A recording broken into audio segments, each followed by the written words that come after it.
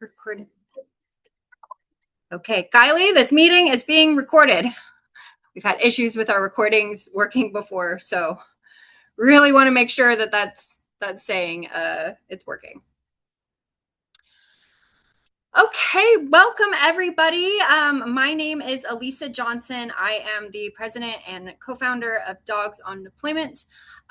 Thank you, everyone. Just to orient, this is Dogs on Deployment's volunteer town hall. The purpose of this call is to bring people that have been interested in being a part of Dogs on Deployment from a volunteer standpoint, more than just being a DoD boarder or in lieu of being a DoD boarder, to bring everybody to this call and kind of learn about where we are as an organization and how we have utilized volunteers and kind of the future of our volunteer projects together.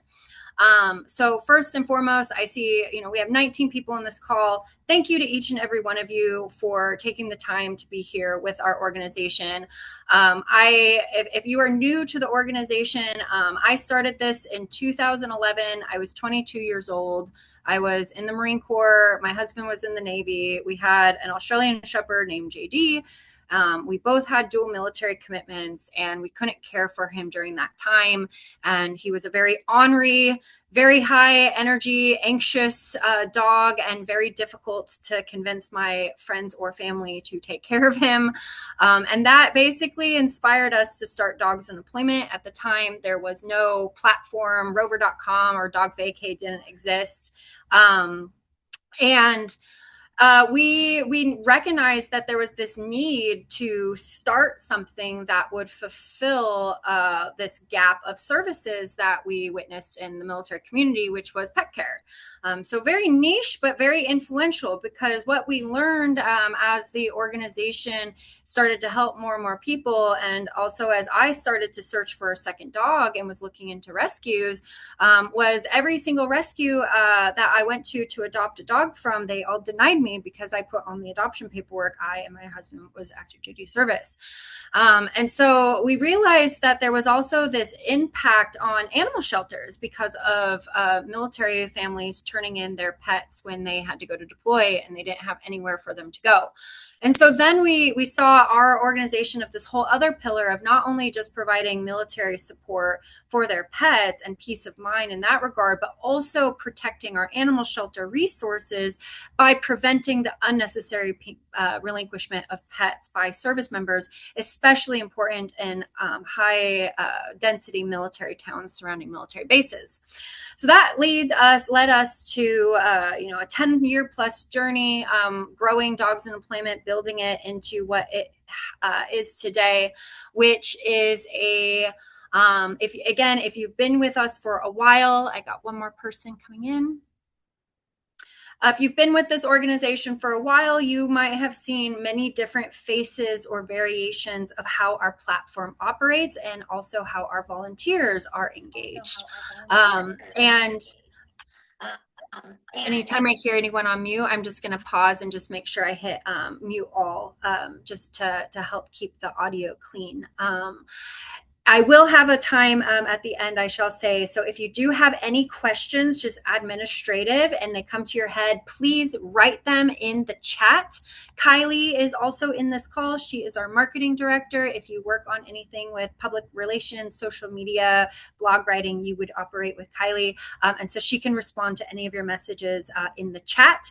And then at the end, I'll have a little forum time where we can have some communication and conversation with each other and answer any other questions that haven't been answered. So just a quick admin on that. Thanks, Kylie. Hi, Kylie. What this organization exists today with our platform is we have a program, the Hero Pet Boarding Network, which is where our boarders, who are the volunteers willing to board their pets. And I'd love if anybody in here is also signed up with a boarder, if you can give a thumbs up. I'm just kind of curious if you know how to do the emoji in Zoom. You just go down to the bottom and you hit react and you can give like a thumbs up. So if anybody here is a boarder, I'd love to know. And gosh, based on that, we might have all volunteers, which is actually, oh, sorry, my head just got very light. which is also really great because what we've kind of recognized is that there's a lot of people that want to be a part of Dogs in Employment, but they can't take in a pet through the Hero Pet Boarding Network. And it's like, how else can, how else can we engage with the people that want to support? And so that is what this call is. That is where we're trying to build our community of supporters that believe in the mission, both to help service members and or to help the animal shelters and the pets themselves. So again, thank you for being here. We're going to go ahead and get into the volunteer portion now that we've kind of been oriented on what is Dogs in Employment and how did we come to this call. In the past, I've been doing this organization for 15 years now. I've had many volunteers come through this organization. And I just want to touch on some things that feel important for me when it comes to my interactions with volunteers and volunteers interacting with Dogs in Employment. So as we go through this quick little presentation, keep these things in the back of your, as tools or in the back of your mind. First, the thing I always sit down when I meet with somebody and I say, how do you want to volunteer? Usually I get asked a question like, what do you need help with? And my response to that is always, well, what do you like to do? So this is a very you-oriented volunteer opportunity. In other words, my organization can run very lean, but where we get strong is when we have people that believe in the mission, have a skill set or an interest that they enjoy doing, and then they get to do that for an organization that they really care for with a mission that they believe in. And so this conversation is less about what our organization needs and more about our vision for building teams in which we can put groups of you together and start brainstorming conversations and start creating projects together and start creating actual community around this organization, as opposed to one where you just come to me and I say, hey, I need you to update a spreadsheet, and you do that and you give it back, and that kind of is the end. When this organization was the strongest, it was in about 2014 to 2015.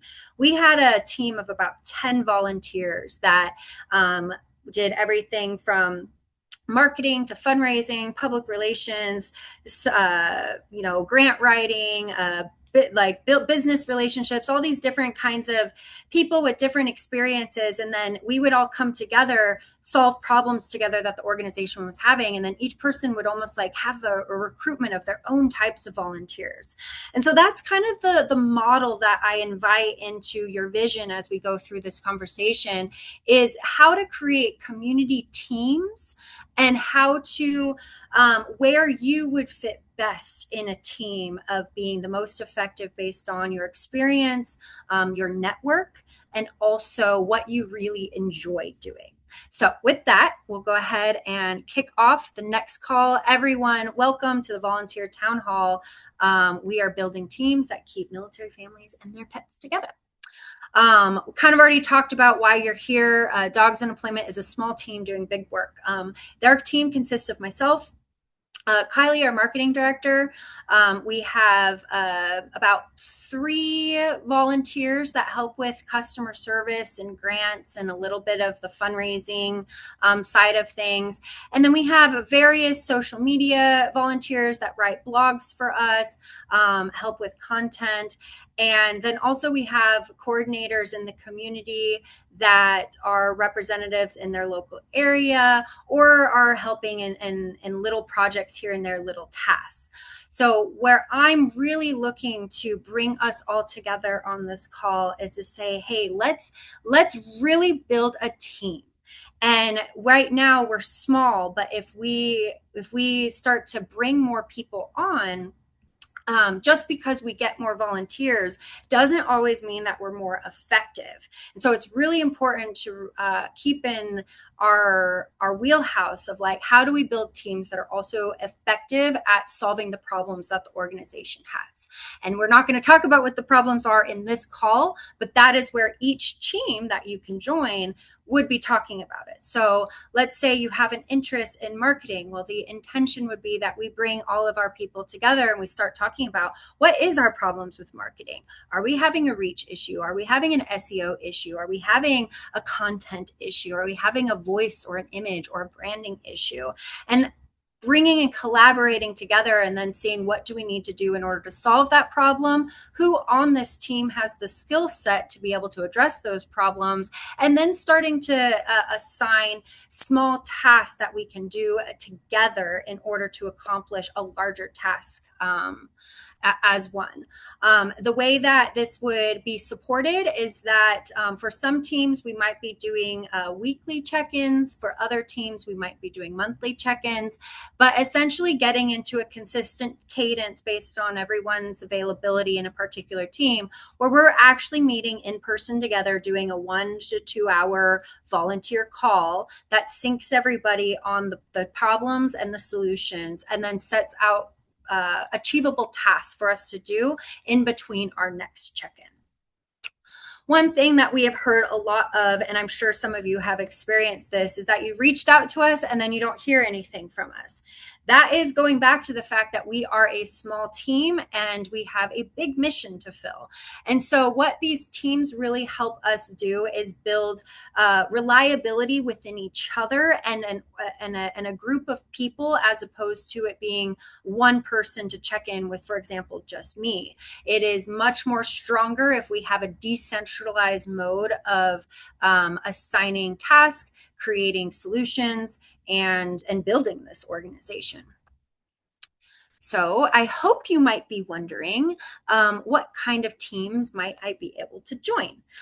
So right now we're going to start off with 6 teams plus 1 mission, customer service. So these are volunteers that would have excellent communication skills, the ability to respond to emails, to help with problem solving for borders, people that are familiar with our mission, really helpful data analysis or data entry, updating spreadsheets, keeping our numbers and our impact reports clean, and then just helping on our program side of the house. So our programs include our Hero Pet Boarding Network, which is where the volunteers and the pet owners get together and the pet gets boarded during their service commitment, as well as our financial assistance programs, where we provide grants to help with emergency veterinary care, pet PCSing, and also spay and neuter.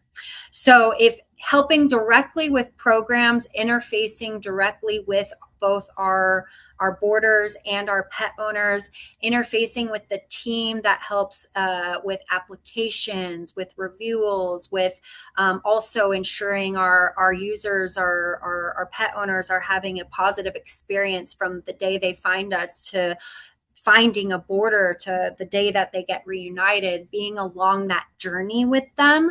That is where you would fit in with customer service. Grants and donor stewardship, I'd also throw just general fundraising and sponsorship into this. As a nonprofit, we rely on the public support in order to exist. So we have, or we are going to be building a team that understands the fundraising needs of an organization and how to creatively meet those fundraising goals through finding sponsors, through grant writing and grant relationships, and also through the donor stewardship, so that when we want to build our reoccurring and our monthly giving donors. Well, how are we actually interfacing with those donors to make sure that they're being recognized and feeling received by us? This requires effort and resources that our teams can help build around, so that we can have a more successful relationship with those that support us financially. So if you have a brain that is really interested in numbers and building business relationships, going out to businesses, using a network, if you're somebody that's very active on LinkedIn, for example, this would be a great opportunity for a team for you to join. Operation Shelter Partners is another program that Dogs on Deployment runs that is not related to customer service. So while all of our programs, the Hero Pet Boarding and the Financial Assistance Program, all have to do with the military pet parent and the pet itself, Operation Shelter Partners handles that other side of the organization, which is the unnecessary or the prevention of unnecessary pet relinquishment to animal shelters by military members. Currently, we have one volunteer who is trying to create a database of all the animal shelters across the country, particularly focusing in military impact communities and ensuring that they have our information. We have a program where we aim to ensure that all animal shelters have RAC cards about dogs in employment, that they've all attended a brief with us with their adoption coordinators and their relinquishment intake coordinators, so that way they know that we exist. So the moment someone that comes to adopt or relinquish a pet, it's asked, are you military? And if yes, they have a process in place. So if you're interested in developing relationships with animal shelters, if you're in the animal rescue community and you want to help us grow this program, as well as potentially some small financial support of this organization through grant writing, which could tie in very nicely if you're also interested in the grants and donor stewardship team. This Operation Shelter Partners would be a great place for you to come and help the organization, because the more animal shelters that know about us, the more we prevent those unnecessary pet relinquishments and we protect the resources of our local animal shelters. Fourth team is military and spouse outreach. So if you happen to have an interest in or a background in the military, as active duty or a veteran, or if you're a military spouse, this is where we would love to have you involved with the organization. One of our biggest challenges is reaching young military members. When I started this organization, I was a second lieutenant in the Marine Corps. My husband was a lieutenant in the Navy. I was stationed at Miramar. He was stationed at North Island, which are two of the largest Navy military bases. And we were also both pilots in flight school. So we had like this very large group of like junior officers that knew about us and knew about dogs in deployment. And what ended up happening is all those junior officers spread across the Navy and the Marine Corps, and they started telling people in their commands about dogs in deployment whenever they had a pre-deployment brief. And that is how we spread like wildfire. Suddenly I was getting, it was mostly from Navy and Marine Corps people, applications for pet parents in the very beginning. So there was this word of mouth organic reach that was critical for our ability to connect with military members. We also got a lot of our early financial support from military spouse organizations that would fundraise on, then they would disperse the money that they fundraise to organizations that they choose. And oftentimes we would be chosen for this financial support.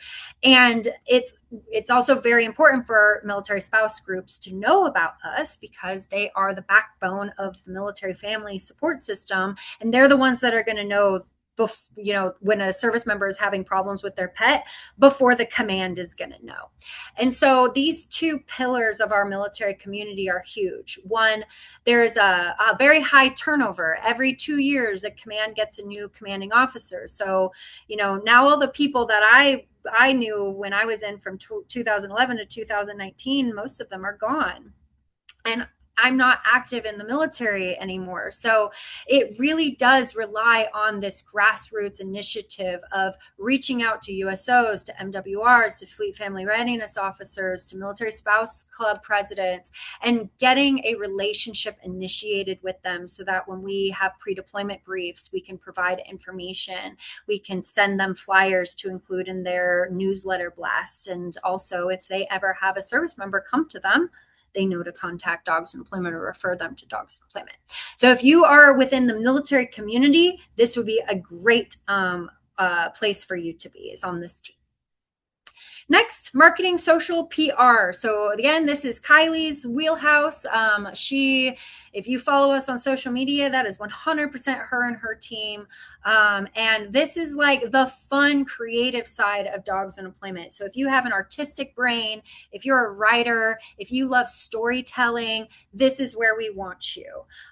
We have we have need for creating updated branding for the organization. We need new content. We need video content. So if you happen to have a video editing background, like, wow, that would be very, very beneficial, because we have all these reunion videos, but not the editor person on our team to be able to turn those into high quality content for us to share.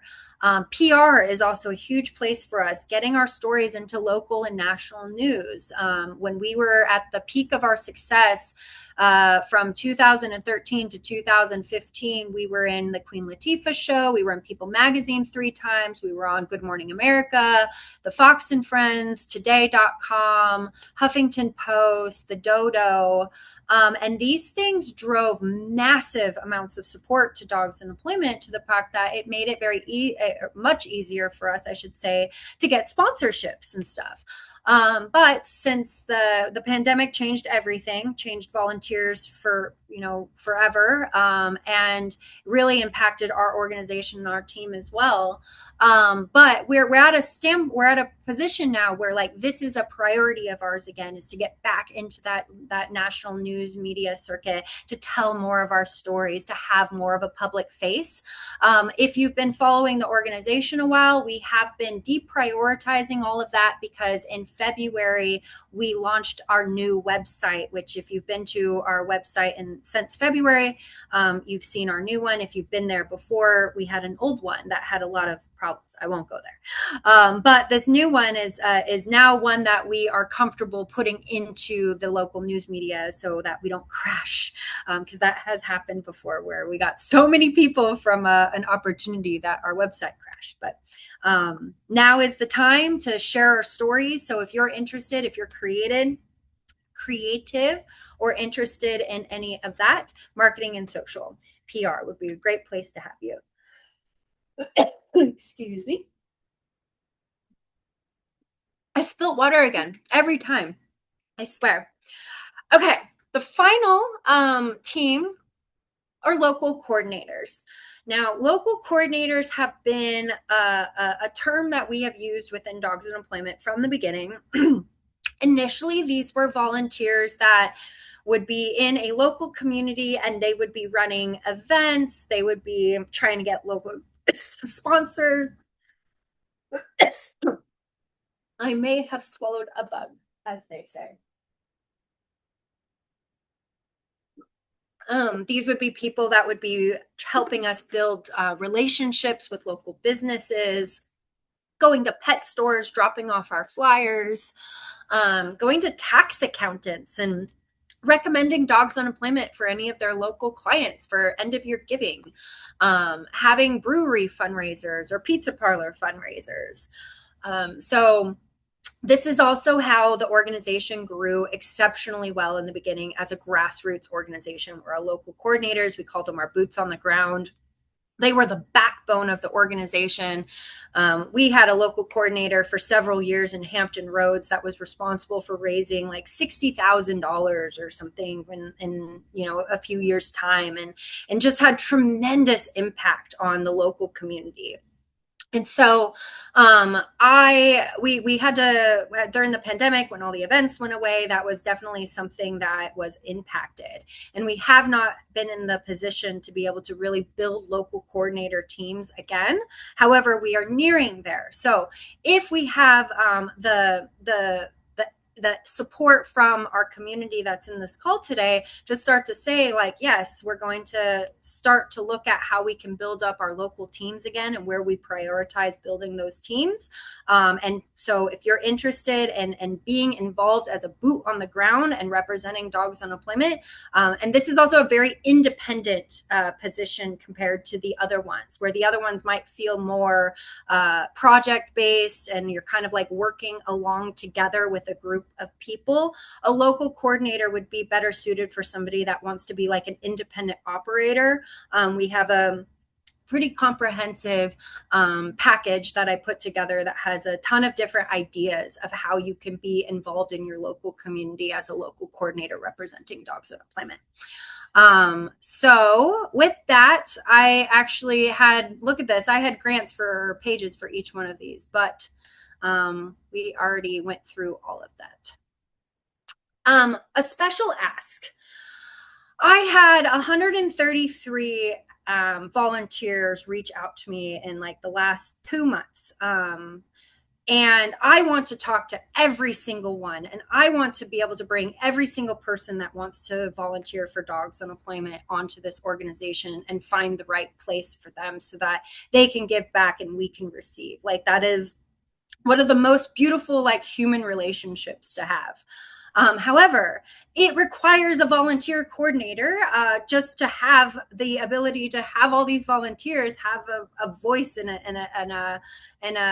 somebody to like go to. So we used to have a volunteer coordinator, and it was a position in which she would be fielding the calls with all these volunteers that would come, seeing what are their interests, basically giving this presentation, talking about how they can be a part of the organization and filling where would be right for them, as well as doing check-ins and seeing like, how are you going with your projects? Do you need any support? How can I help you? So we're looking for one particular person that would be interested in being Dogs in Employment volunteer coordinator, that would be helping onboard new volunteers, screen volunteers, make sure that volunteers are successful once they've come on board. So if you're somebody that's excellent with people and coordination and training and checking in with people, and you really like to develop that human relationship, this would be an excellent position for you. And so this is external to a team. This would be a volunteer coordinator, and this potential role might have a little bit of dabbling in each one of those teams. So if you're also somebody that's like a jack of all trades and you love to kind of have your fingers in everything, this would be a great role for you. So how to get started. We have shown all of these teams. We will give this presentation to you so that you can, digest it on your own. After this call, I'm going to email everybody a form that kind of says like, where do you want to, what did you take away from this, and where would you like to end up volunteering if you're still interested after this call, which I hope you are. And then that will help us determine how to get these teams actually going. So the next part would be checking everybody's availability and finding a time for everyone to meet within the next month. Once we've done our first meeting, the idea from there would be, either depending on the size and the complexity of the team, to either decide, okay, we're going to do a once a week meeting, a bi-weekly meeting, or a monthly meeting. So watch for that email. With that, I'm going to go ahead and open up the call to, I'm going to stop sharing my screen, and I am going to ask that if you have any questions, comments, suggestions, now is the time.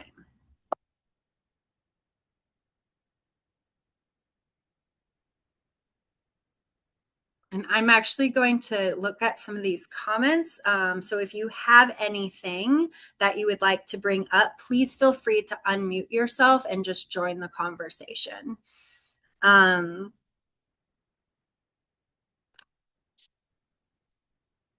Yes, you will get a copy of this recording. We'll go ahead and have a transcription that will generate like an outline, and we'll get that to everybody, and then we'll put it on our YouTube. I do know of Shelter Animal Count for Operation Shelter Partners.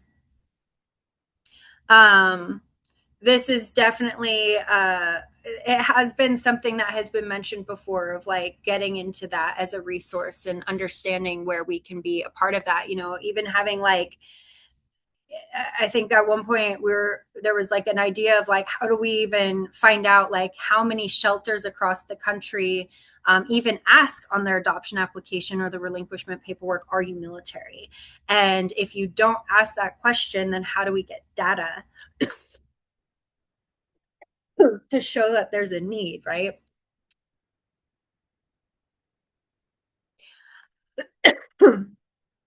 Thank you. Brianna said that the community coordinator info packet is a great resource. I will tell you, I am so thankful for Claude.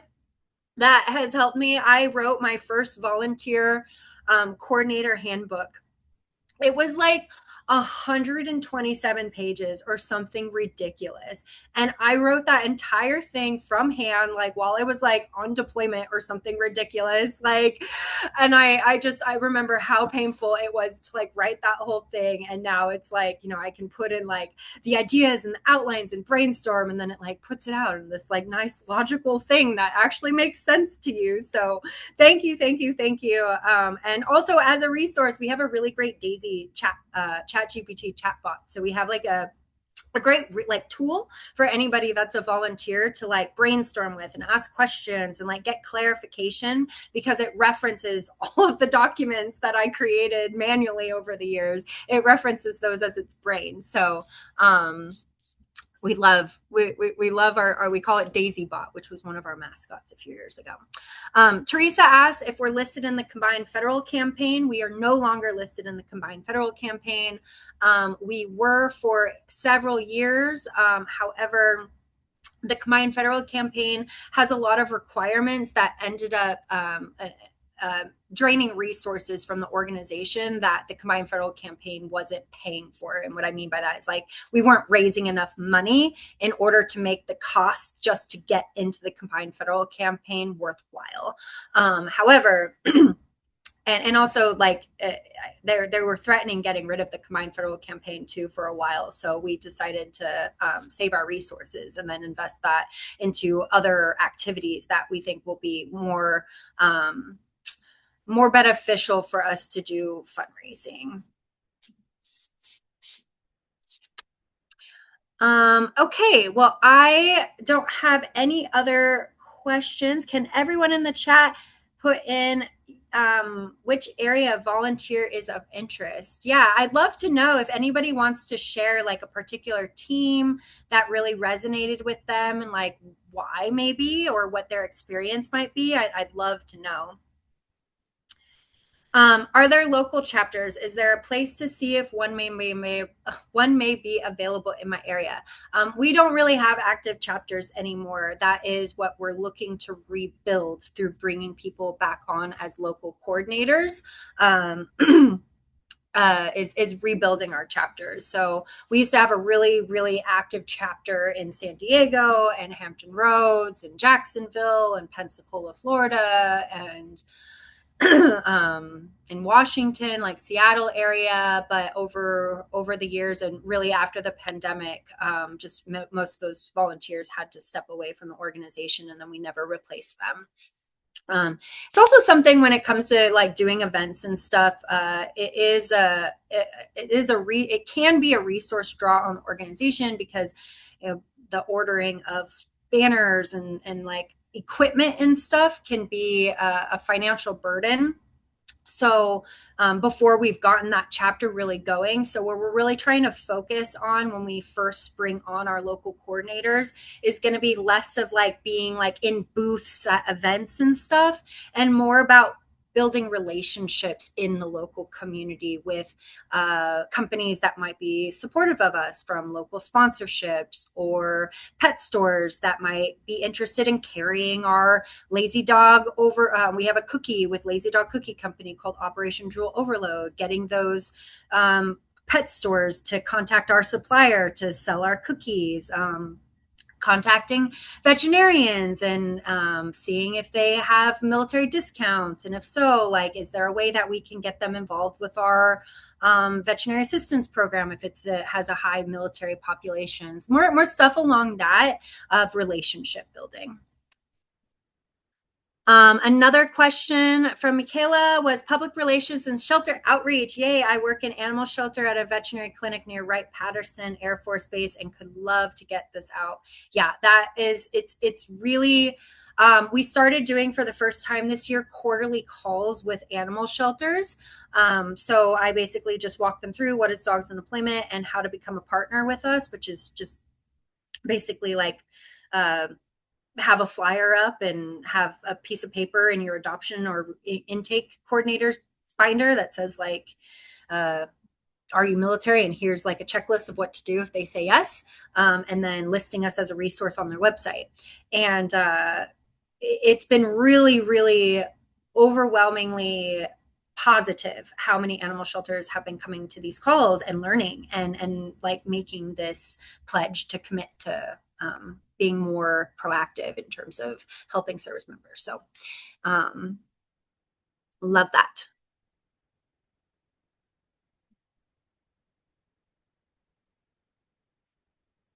Um, Brianna asks if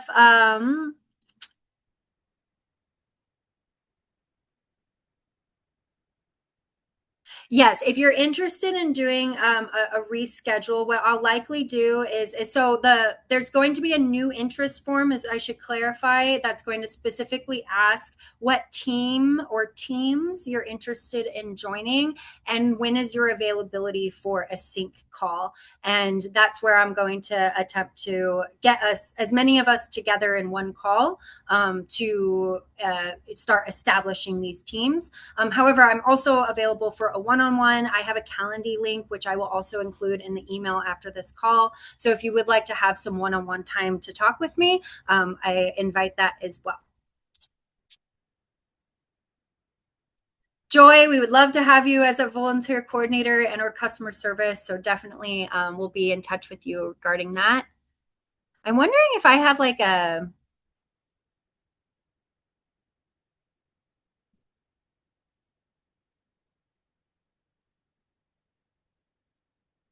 I was wondering if like I had everybody muted on so you couldn't come off mute, but I do not. Okay. Customer service, Operation Shelter Partners. I volunteer with a local rescue, but we do not do intakes. We get animals from local shelters to decrease their numbers. Amanda, yeah, that's uh, you know, being able to make sure all the places like that you go to bring those animals, giving them our information, having them get on one of those volunteer or those Operation Shelter Partners calls with us would be super helpful. And yes, Amanda would love to get with your daughter and give her resources. Kylie shared the flyer. We also have rat cards that can be ordered. They're like, I think they end up being like a few cents per. So like, $25 for like pack of 250 or something. And those can also be purchased, or if you would like for us to send you some, you can always email us as well.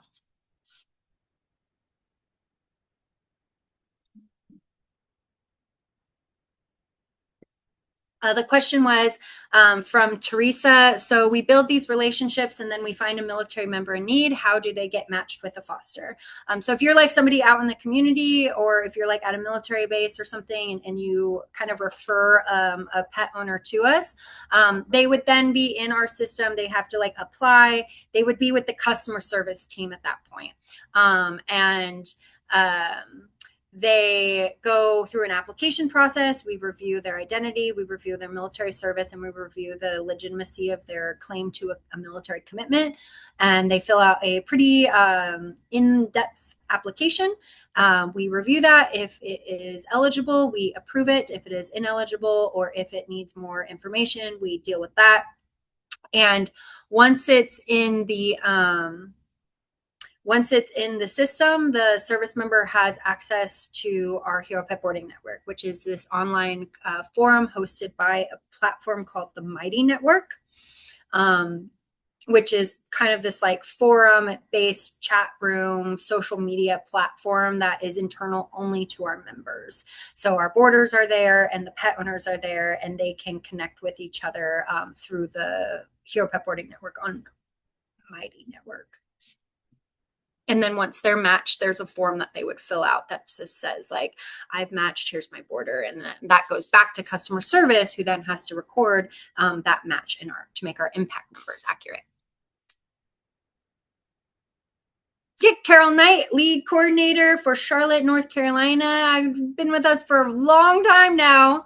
And definitely Carol is a great resource for if on that volunteer coordinator team or local coordinator team, of hearing from somebody that's been with us for several years now, has done several events, has seen the organization in multiple stages of volunteers. So that's always a great when you have a team with a lot of experience and insight to learn from. So I feel very supported in that way.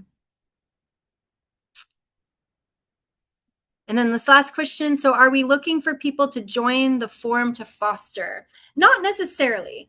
That's really where more marketing comes from. I wouldn't say if you're a local coordinator that the main intention for you would be to go out and find people to sign up to be boarders and necessarily, but that might be a byproduct of the relationships that you're building. So for example, you might go to a pet event, and during that pet event you might be wearing your Dogs on Employment t-shirt, and you might have a stack of Dogs on Employment rack cards, and you might walk around with and handing it out to people and just talking about the organization. You might also want to do a booth there. And if we can support the cost of having a booth at an event, you might be there passing out information, teaching people about the organization, and trying to get them to come on board as either a boarder or as a donor or as somebody that might need our assistance. So it definitely, the idea behind the local coordinators is we're looking for relationships within the community that can establish us having a foothold, but keeping in mind that in order to have a effective local chapter, that also requires financial support.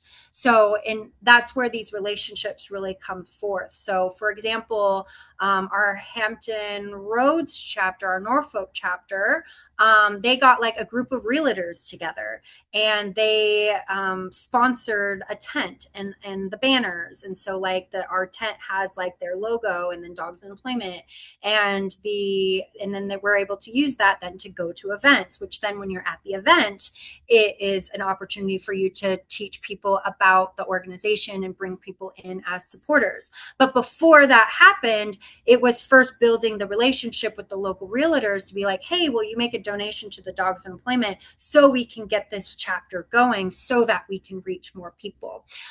So there's definitely like a life cycle of building a chapter, and the first part of that life cycle is starting with just being a local representative in the community that is looking to establish like real relationships that can support a chapter's operations and sustainability.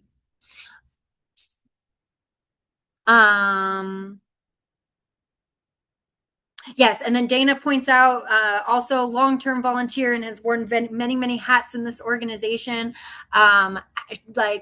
There is no requirement for any type of military experience, or even even like for whatever it is that you want to do. This is definitely an organization where I think there's a lot of learning that can occur. I think there's a lot of experimentation, and can be a lot of mentorship as well. So the experience is your experience is what your experience is. That doesn't mean that you don't belong in this call. So bring what you have, bring what you love to do, bring your passion, and we will develop the team and the projects and the goals around who is in that room. Okay. Well, we are at time, everyone. So I just want to close out this call with my biggest warm thanks for being here, for taking an interest in supporting the organization through some tangible effort. Effort and time is our greatest, personal resource. And I am just grateful for you being here.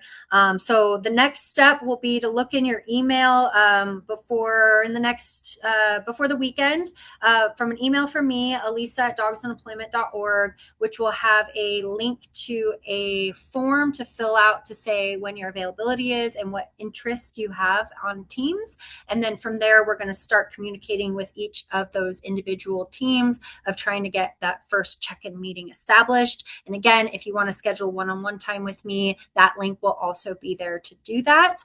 I'm grateful, looking forward to speaking with all of you more.